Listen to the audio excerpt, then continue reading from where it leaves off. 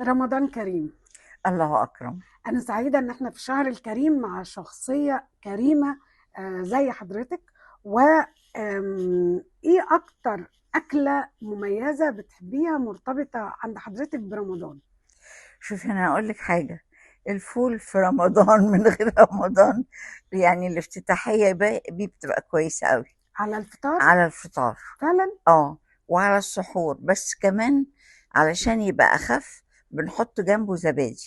يعني الفول هو الطبق الرئيسي على سفرة رمضان بالنسبة لحضرتك؟ فطار وسحور. اه. بعديه مباشرة بتبقى الشوربة.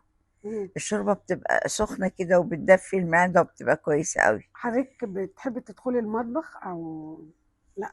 أنا بقول صاحبتي وحبيبتي. حاضر، أنا آسفة أنا آسفة إحنا. بصي أنا هقولك حاجة، أنا كده كويسة أوي. أوكي. يعني ممكن أنضف وأزوق وألمع لكن ما بس نطبخش. الطبيخ لأ. اوكي. اشتغلت صغيرة يا سوسو، فما كنتش أقدر يعني أمي توقفني في المطبخ وأنزل أجيب حاجات من السوق وكده، فرميت الراية لأختي اللي بعدي ماجدة. فأنا كنت بشتغل أجيب الفلوس مضحكك. أول شهر سيد بدير قبضنا 18 جنيه. كان في رحت اديت التلفزيون. مشاريع التلفزيون، اه. فرحت اديتهم 18 ده لماما. كان يا ثروة. واو. طبعا. ورحت بمنتهى الفخر والسعادة اديتهم لأمي. تاني شهر ما قدرتش ادهم لها. قولي لي ايه اللي ليه؟ حصل. المترو كان بيمتد لحد الشارع اللي بيدخل على ماسبيرو، مم. فكنا كلنا الغلابة المبتدئين يعني نركب نعم محمد علي بقى وفاضل وعلي ياسين والشيلة دي كلها. الاسماء الكبيرة القامات الكبيرة شفت. دي. فكنا انا كنت منشية البكري هما منشية الصدر اللي كوبري القبة.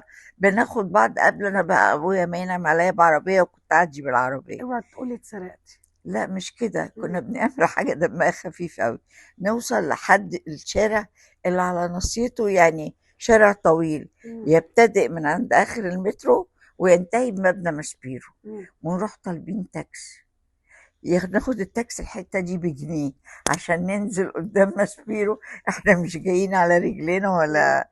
بعد كده عرفنا إن المسائل مش كده. نسيت الفلوس في التاكسي؟ لأ مش نسيناها، النكتة إحنا كنا بور، فكنا ما نقدرش ناخد التاكسي من منشية البكري أو منشية الصدر، مم. فبناخد المترو بتاع مم. الشعب كله، ننزل على ناصية ماسبيرو وتاخدوا تاكسي. وناخد تاكسي بجنيه. فننزل قدام ماسبيرو لو نجم طالع أو حتى ريجي مع احترامي يشوفنا بقى نازلين نجوم جايين في مم. تاكسي.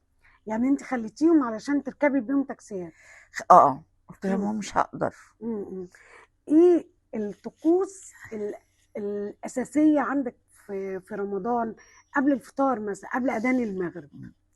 شوفي هو طبعا القرآن الكريم طول العام، أكيد.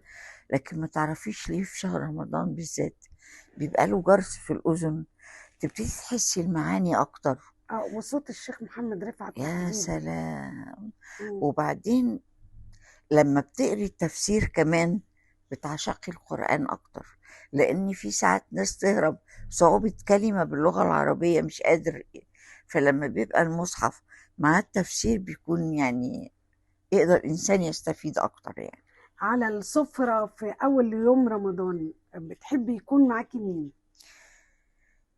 في الأول خالص يعني كنا الأول نروح قبل الجواز ولا بعد الجواز؟ قبل الجواز وبعد الجواز. طيب قبل الجواز بابا وماما والعيلة. مم. بعد ما اتجوزنا ففي صديق لنصر زوجي يعني اللي هو مجدي نجية، مم. وخطفنا بنته وجوزناها المعتز ابني مم. الدكتورة شريهان طبعا معروف. طبعا. فخلاص هو أصبح إنه حط تقليد، يا أول يوم فطار بيبقى معايا يا أول يوم سحور بيبقى معايا، اه وما يعني. بنقدرش نقول لأ طبعا. أكيد. خلاص بقى، وخاصة في شريهان القطة يعني. بتاعتنا. خلاص. طيب ايه اكتر ذكرى ما تنسيهاش جواكي من رمضان وانت صغيرة او في اي فترة من الفترات، بس هي محفورة في الذاكرة؟ أنا من سكان شبرا أصلا، مولودة في شبرا مم. لحد فترة 6 سنين. فكنا العدد كثافة السكانية كانت أقل من كده بكتير. البيوت كلها سوس مفتحة، الفوانيس الولاد والبنات، الأمهات فاتحين الشبابيك والبلكونات مطمنين. العجل بقى، مم. ركوب العجل. هاي كنت الف... بتركبي عجل؟ أيوة مم. حبيبتي. زمان. كنت شقية، ايوه طبعا. كنت شقية، كانت دي هوايتك يعني، لا هي او كان المتعة. باين حبيبتي، كان باين ان البنت دي فيها حاجة. مم. يعني حتى الستات على جيل امي انا كانوا يعملوا يوم في الاسبوع، يعني في الشهر ده مثلا عند مدام سهير، ده عند مديحه، ده كده. الله، كانت حاجات حلوة أوي زمان. فشفتي مم. كل واحد بقى بيخش بالنمره بتاعته، اللي مم. عامله كنفاه جديد تتباهى بيه، اللي عامله قميصان، اللي عامله فستان قصه معاه، اللي طبخه طبخه اضافت فيها حاجه جديده. فماما واخداني دايما انا النمره بتاعتها يعني، قلدنا دي أحلى فيروز. من أي طبق. حضرتك كنت بتقلدي اه فيروز؟ طب، تفتكري وبعدين طيب ممكن قلدنا فاتن حمامة في دعاء الكروان، حضرتك مونولوج فيكي بتاع من فين فاتن أواني. حمام؟ طب ممكن تفتكري كنت بتقلدي إيه اللي سوري كنت إن أنا دلوقتي بتكسف. ما تفتكريش كنت خالص؟ أغني أقلد صباح مم. وفايزة أحمد مم. وشادية، ده لحد الإعدادية. لما دخلت ثانوي، أنا إعدادية كنت مدارس سيف الدين الخاصة، مم. كان ابنه حسين سيف الدين رحمه الله مخرج كان كبير الله عندنا يرحمه. يعني. مم. كانت الأغاني إن أنا أقف وأغني والفولكلور الشعبي والرقصات الشعبية. بعد كده لما دخلت على سن المراهقة وابتدت تبقى في معالم من طفلة لأنوثة انتقال آخر يعني، اتجهت أكتر بقى للتمثيل. مين اللي اكتشفتني؟ مدرسة اللغة الإنجليزية في ثانوي، مم. مش سوريا عبد الله، أنا فاكراها لغاية دلوقتي. كان دي عندنا حاجة زي سندريلا. احنا طول الوقت نمتن ليها وألف رحمة ونور ليها يعني. عارفاها حضرتك لا، مش سوريا عبد. بس يعني بالنسبة لي النوعية دي من المعلمين يفضلوا يعني عابرين في الوجدان. أيوه بالضبط كده مم. والله. فمن هنا بقى كانت البداية لحد ثانوية عامة. أنا كنت طفلة شقية وكله، بس كان في أمل. فجه والد حسين سيف، مدرسة سيف الدين الخاصة الناظر، قال لي تعالي يا قصيرة، كنت ماليش معالم حاجة 12 سنة كده يعني. قال لي أنا عايزة أقدم لك إعدادية منازل، تقدري؟ قلت له اه أقدر. شايف القصيرة الابن، وحسن يا حبيبي ولا حسين، كان اسمه حسين، كان كلبوزة قوي يعني، مش بد، لا كان كلبوز قوي يعني. فقدرت اخد اعدادية يعني اللي هي المنازل، مم. وفرت لي من عمري الحمد لله كتير، ده او 3 سنين على الاقل. دخلت بقى ثانوي، مس سرايا عبد الله اللي اكتشفتني. كنا ماشي. بنعمل حاجة بالانجليش زي سندريلا وكده، فبرضه استاذة يعني. لحد ما انتقلت بقى دخلت الجامعة، كان نفسي أوي يا سوير أخش آداب.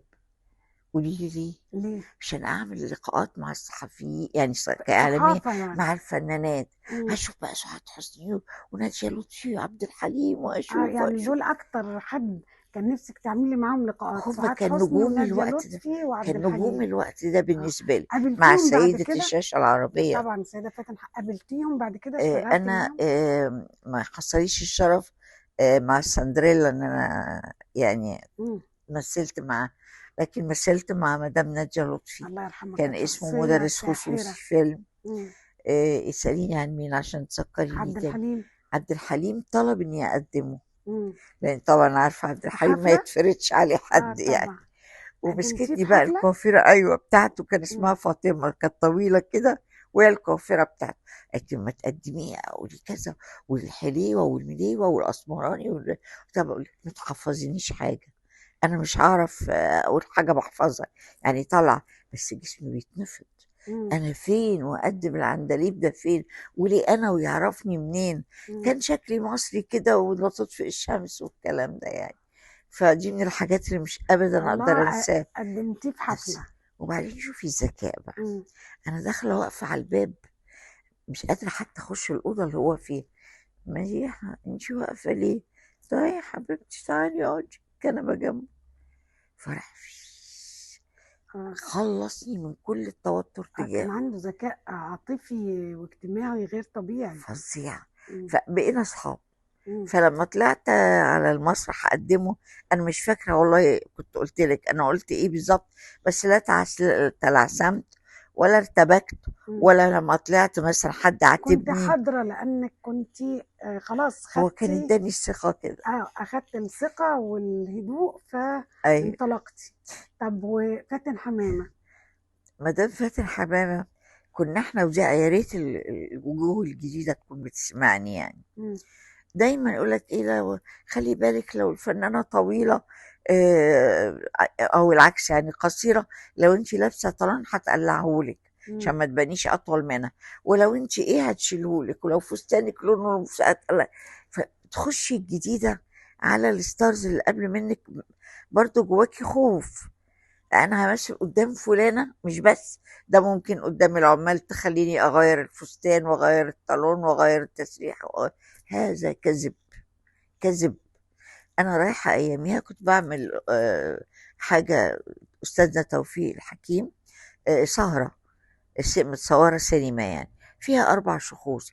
كان الاستاذ احمد مظهر رحمه الله، استاذ حسن مصطفى رحمه الله، والسيده فاتن رحمه الله، والتي في الطريق بديعه لا حمدي بعد الشر، اجلها ألف رحمة ونور للأرواح ربنا الطيبة كلها. يخليك. المهم ايه، اختارتنا طبعا، وقال مدام فاتن شوفي بقى ذكاء النجوم، عازماكوا تاخدوا فنجان شاي عندها يوم كذا قبل التصوير بكام يوم. مم. هروح بيت فاتن حمامة ذكاء بقى، برضه، اه. مم.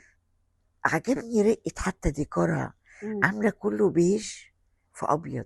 كان أول مرة وجها لوجه تشوفيها لما رحت لها البيت. طبعا. مم. وبعدين ايه، خلاص بقى، وبقت تقوم ايه، هي اللي تقدم لنا الضيافة، الشاي الحلو، الحاجات، فبرضه كسرت حواجز. بس هي تعرف طبعا الأستاذ مظهر وعمنا حسن مصطفى قبلي طبعا. يعني، بس اختارتني تبقى عارفاني يعني. مم. المهم رحنا يوم الاستوديو، كان عندي خياطة أيوة، اسمها يوميها جميل، قالت لك إيه وأنت عندها في البيت؟ انا قدمت لي الشاي وايه، وخدي بنوته، ايه رايكم؟ وبعدين كان استاذ هنري بركات هو اللي كان المخرج. بيغني. هاغي، ممكن بس نقول بدل نقول غير، ممكن هنري يقول طب هاغي من فضلك، ممكن بدل نعم نقول حاضر. اه، يعني هي بتستأذنه بكل ذوق ورق. ورقه. مم. أما رحت بقى التصوير. رحت الخياطة بتاعتي كان اسمها جميلة مم. عند الشيراتون، كانت بتخيط لمدام سامية جمال وسهير البابلي ونجوى إبراهيم، مم. وأنا كنت تقريبا شبه الستايل بتاع نجوى يعني. مم. فهروح بقى الجميل أنا أمثل قدام السيدة فاتن حمام. ما تضحكيش والنبي على اللي جاي. كانت اخترت اللي كان موجود الموديل، فستان بيبقى كات قبل مم. يعني كات نازل طيباس، وبعدين كورنيشتين، وتحطي وردة بيضة كده، أنا كان عشان كان لونه أخضر في أبيض مم. وكده. ده قالت لي ده بقى أحدث حاجة، مم. يعني هتشوفي حتى الأستاذة هتعجب بيه إزاي. فأنا فرحانة قوي، بس وأنا ماشية رايحة بلبس المكياج زي ما مم. النجوم واللي بيقلدوهم بيعملوا يعني، اللبيسة ماسكة الهدوم وأنا مم. رايحة بالطقم اللي هعمل بيه المكياج. فراحة بجينز في الوقت ده، وشميس كان لونه أصفر كده، والإشارب الصغير ده، مم. وشنطة كروس. مم. أنا رايحة لبس المكياج، مم. ومعلقة بقى إيه، الفستان. أنا خايفة أتقلعهولي قدام الفنيين والعمال أكسف أموت. فقلت مدام فاتن، آه، رحت لقيتها سبقانة في المكياج. مم. دي أول حاجة، مم. مع إن كلنا بنلهث نروح بدري عشان ما يحصلش ده، لقيناها أول واحدة. تاني مفاجأة، أنا فاتن ممكن آخد من حضرتك طلب؟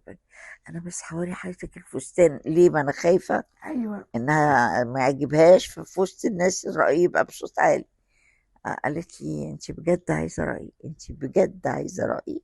قلت لها اه والله حضرتك، يعني شوفي انت رايك إذا البسه ولا ايه. ورحت داخله بس بتنفض. قالت لي انت عايزه رايي بجد؟ قلت لها اه طبعا يا نفت. قالت لي اللبس اللي انت جايه بيه ده احلى. تعملي المكياج احلى. انت بتفوتي عليا في البيت، كانت لابسه بنطلون اسود وتيشيرت سودا، لا بنطلون والجاكيت بونتيه كده اسود منقط بالابيض. قالت لي انا هبقى لابسه كده، واحنا المفروض احنا اصحاب، وبتيجي تاخديني. والجرأة في العمل ده اللي طرحه استاذنا توفيق الحكيم، ان الست هي اللي راحت خطبت الراجل اللي بتحبه، مم. فاحنا رايحين نخطب واحد، مم. فمش هنلبس بقى كورنيش ورد وانتي من كسفتك عشان اسيب البطل والبطله بقى ياخدوا بقيه الفيلم، يعني برتبك وبتكسف وبتكعبل وبخرج. مم. وقالت لي ما تعمليش نفسك بتتكعبلي، اتكعبلي، ما تخليهاش يعني ارتفيشال، خليها تبدو حقيقي. يعني حقيقية. لا بيغيروا هدوم الجداد ولا وكانت صائبة كمان في الرأي اللي هي قالته لحضرتك. طبعا طبعا. أحلى ناس وأحلى زمن فعلا. مسلسلات رمضان بيبقى عند حضرتك وقت تتابعي مسلسلات رمضان؟ يعني يمكن دلوقتي شوية بعد ما يعني ما شوية المسلسلات الدينية والتاريخية يعني بقى العدد أقل، لكن احنا كنا سواء المسلسلات الدينية والتاريخية أو ألف ليلة وليلة. أنا اشتغلتها 6 سنين، سنتين مع مدام شريان وسنتين مع مدام نيلي وسنتين مع بوسي، مع الحاج فهمي عبد الحميد، مع عمرو عابدين، مع رباب حسين مم. كإخراج يعني. فما كانش بيبقى في وقت. يعني أنا فاكرة آخر مرة في فوازير السلطانة، أنت عارفة حبيبتي طبعا إن يعني الهلال والإعلان على إن غدا مم. رمضان أو بعد غد بيبقى لحد آخر يوم إحنا بنشتغل، مم. على إن ممكن بكرة رمضان، مم. فلازم الفزورة تبقى جاهزة، أو ألف ليلة وليلة أنا مش الفوازير، أو الحلقة، يا إما هيكون بعد. فطلع إنه بكرة، فدخلنا الاستوديو الساعة 8 الصبح، خرجنا 8 الصبح يوم تاني يوم، العيد. يوم كان يوم العيد. العيد الصبح، ما هو حضرتك هما بيعلنوا انه شافوا الهلال، اه. يا يا لا، فشافوه، فما بقاش بكرة المتمم لرمضان، هو مم. اتم خلاص، اوكي. فبكرة العيد.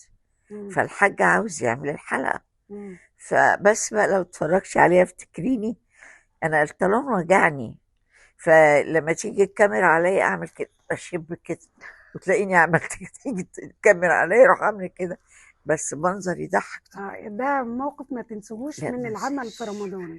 ولا انسى الحاج فهمي عبد الله الحميد يرحمه طبعا. ابدا. والله يا سهير كان زي المثل بيقولك ايه، ترمي الابره، يقولوا ايه بقيه المثل، الهيبة ما ما تسمعيهاش. تسمعيهاش. لسه عند حضرتك تواصل مع نيلي وشريهان؟ شريهان الفترة، وده عن لسانها وهي عايشة، ربنا يديها الصحة ويبارك فيها، يا رب. بتقولي اللي أنا أصحابي في الوسط، ماما زوزو كانت تحب ماما زوزو نبيل قوي، مم. وإنتي وهدى رمزي. اه. مم. دخلت أنا يعني في طب الحمد لله. عارفة أنا لا، هي ما شخصية ما جميلة. بدخلش في اه. اللي ماليش فيه، هادية ما بعملش. مم. كانت مديرة الإنتاج الله يرحمها اسمها أمينة المعداوي، مم. راحت جاية لي وجايبة لي السكريبتات، قالت لي بصي شريهان بتلبس حلو قوي، انسي انك هتاخدي فلوس، كل الاجر اللي هتاخديه البسي اشتري بيه. بيه ملابس. وعملتي كده؟ عملت كده، رحت المنى ده كان في ألف ليلة وليلة.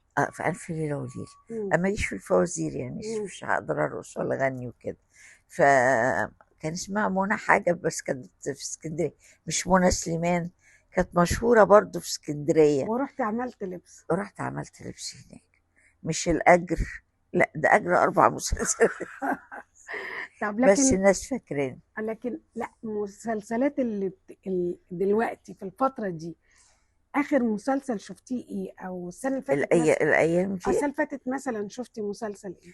أنا كنت حابة قوي بتاع نجمتي اللي أنا بحبها ياسمين عبد العزيز وتقابل وكريم حبيب فهمي، وكريم فهمي. السنة دي بحبهم بقى بقى. حريصة ان انت تشوفي ايه؟ عايشوا وننسى اللي كان. وننسى اللي عايزة كان. أشوف الثنائي ده هيقدم إيه جديد، اه. لأن ده تالت مسلسل هيبقوا ده فيهم مع حقيقي. بعض، يا التالت يا الرابع في يعني. مسلسلات تانية عايزة حضرتك حريصة انك تشوفيها؟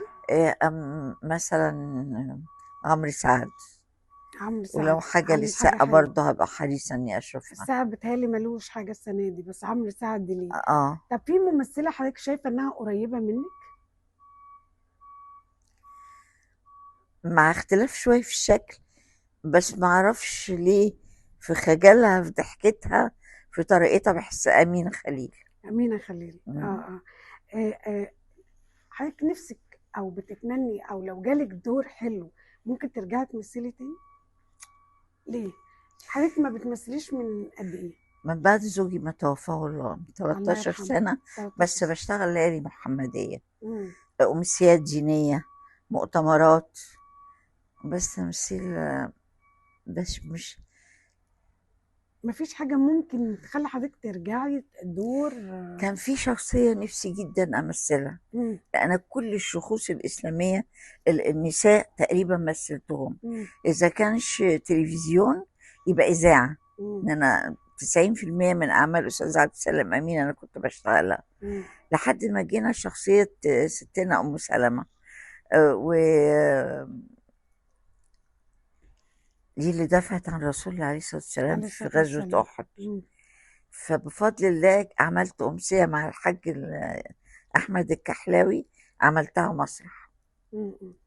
وحاربت بالسيوف ودخلت. لا قعدت أتدرب في مم. البروفات، جاب لي حد لياقة بدنية وحد أحارب بالسيوف وكده. ايه الحلو زمان في رمضان؟ في حاجات حلوة اكيد في رمضانات زمان مفتقداها قوي ونفسك تبقى موجودة في الايام دي. لمة العيلة. لمة العيلة، صح.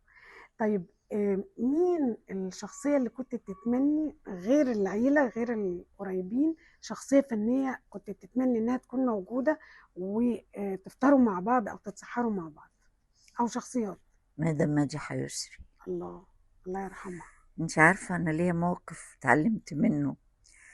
كلمني الأستاذ أشرف زكي، قال لي بصي أنا عايزك تنزلي بسرعة تروحي تاخدي مدام مديحة يسري ودخلوها مستشفى العجوزة.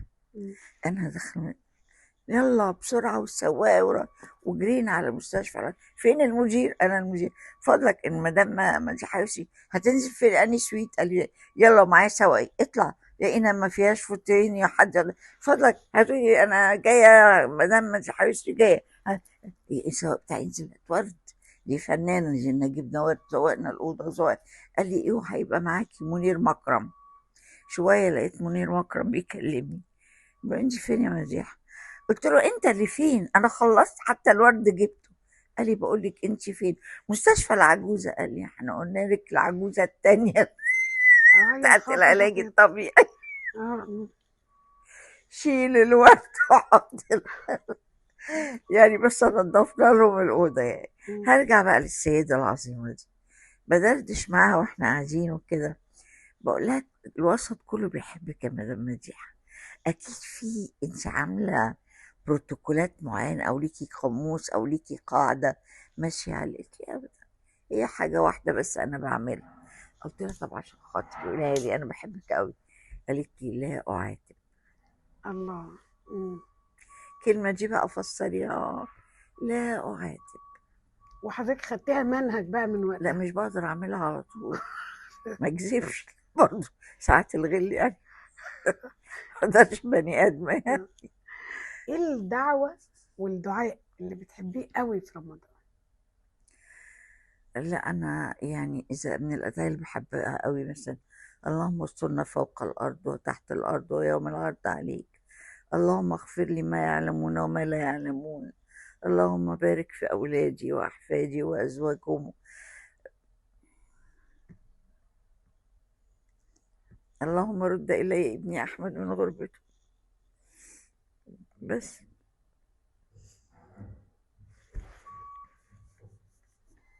يا رب ان شاء الله إن شاء الله. كل دعواتك مجابة. حضرتك شخصية طيبة بجد يعني، حنينة، وفيكي أمومة، وفيكي الحمد لله. محبة، يعني فيكي كل الطاقات الحلوة. والله يا شهير ساعات في مواقف يعني ربنا سبحانه وتعالى بيحط الإنسان فيها. يعني حتى ربنا عاتب رسول الله عليه الصلاة والسلام لما قال له بس عبس وتولى إن جاءه الأعمى. يعني حتى الرسل ممكن يعني تتصرف أحيانا، ده كله للتعليم يعني. الواحد لو عنده نفس لوامة، بيقول لك إيه بقى، هقول لك معلومة هتعجبك، إن الإنسان بيمر بخمس مراحل. مم. أول حاجة لما بيتولد على الفطرة الإبراهيمية الحسنة، لأبواه لا بيهوداه ولا بينصراه. مم.